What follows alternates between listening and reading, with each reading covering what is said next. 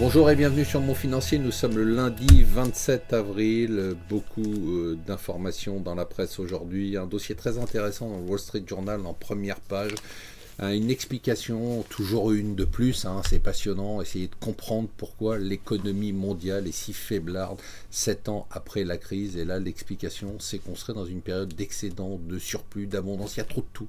Il y a trop de pétrole, il y a trop de matières premières, il y a trop de travail, il y a trop de capital, il y a trop d'épargne. C'est fascinant et très intéressant.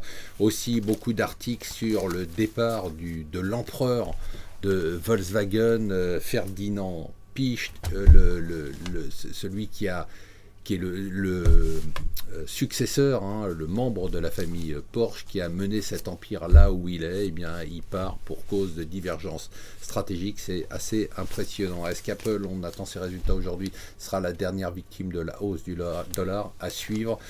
C'était le départ de l'Apple Watch à Paris notamment. Alors pas d'excitation, des queues certes, mais pas d'excitation.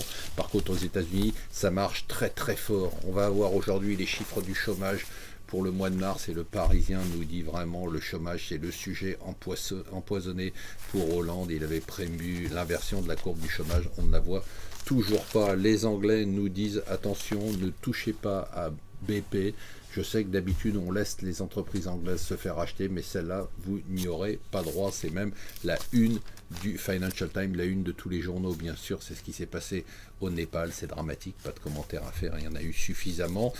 Macron, d'abord, intéressant aussi, toujours Londres et toujours l'Angleterre, les fortunes des 1000 premiers résidents britanniques ont doublé depuis 2009, et parmi les premiers résidents, eh bien, on trouve toutes les nationalités, y compris des Français, avec François-Henri Pinault.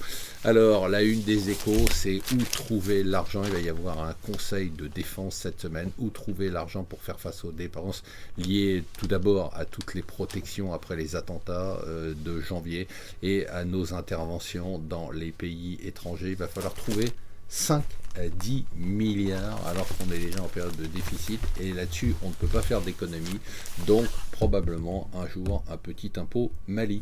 Voilà, restez avec nous sur Mon Financier.